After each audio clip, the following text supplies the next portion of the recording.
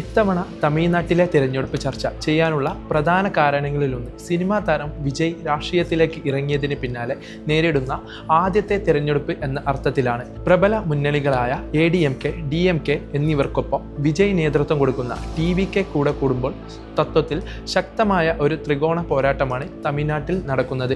SIRന് ശേഷം തമിഴ്നാട് നേരിടുന്ന ആദ്യത്തെ തിരഞ്ഞെടുപ്പാണിത്. 5.57 കോടി വോട്ടർമാർ, 4023 സ്ഥാനാർത്ഥികൾ, 234 മണ്ഡലങ്ങൾ. 2021 ഇലക്ഷനിൽ ADMKയും DMKയും തമ്മിലുള്ള നേർക്കുനേർ പോരിൽ വിജയിച്ചാണ് MK സ്റ്റാലിൻ ആദ്യമായി തമിഴ്നാട് മുഖ്യമന്ത്രി പദത്തിൽ എത്തുന്നത്. തുടർന്ന് 2024 നടന്ന ലോക്സഭാ തിരഞ്ഞെടുപ്പിൽ തമിഴ്നാട്ടിലെ 39 സീറ്റുകളും DMK സഖ്യം പിടിച്ചെടുത്തു. കേന്ദ്ര നയങ്ങൾക്കെതിരെയും BJP രാഷ്ട്രീയത്തിനെതിരെയും ശക്തമായ നിലപ്പെടുത്തുന്ന ഒരു നേതാവ് എന്ന അർത്ഥത്തിൽ തമിഴ്നാട്ടിൽ വൻ ജനപിന്തുണ ആകർഷിക്കാൻ സ്റ്റാലിന് സാധിച്ചിട്ടുണ്ട്. തുടർഭരണം ലക്ഷ്യമിട്ട് DMK, പ്രതാപകാലം തിരിച്ചുപിടിക്കാൻ ADMK, മാറ്റത്തിൻ്റെ വിസിൽ മുഴക്കാൻ TVK. DMK തുടർഭരണം ചരിത്രത്തിൽ ഇതിനു മുമ്പ് ഒരിക്കൽ മാത്രമാണ് ഉണ്ടായിട്ടുള്ളത്. അത് 1971 മുത്തുവേൽ കരുണാനിധിക്ക് സാധിക്കാത്തത് 2026 തിരഞ്ഞെടുപ്പിൽ MK സ്റ്റാലിന് സാധിക്കുമോ?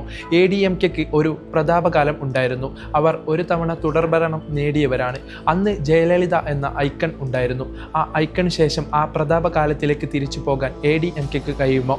അതിന് ജയം ഒരുക്കാൻ എടപ്പാടി പളനിസ്വാമിക്ക് സാധിക്കുമോ? തമിഴക വെട്രി കഴകം എന്ന 2 വർഷം മാത്രം പ്രായമുള്ള ഒരു പാർട്ടി, ആ പാർട്ടി ഈ പരമ്പരാഗത പാർട്ടികൾക്ക് വെല്ലുവിളി ഉയർത്തി നിലനിൽക്കുന്നു.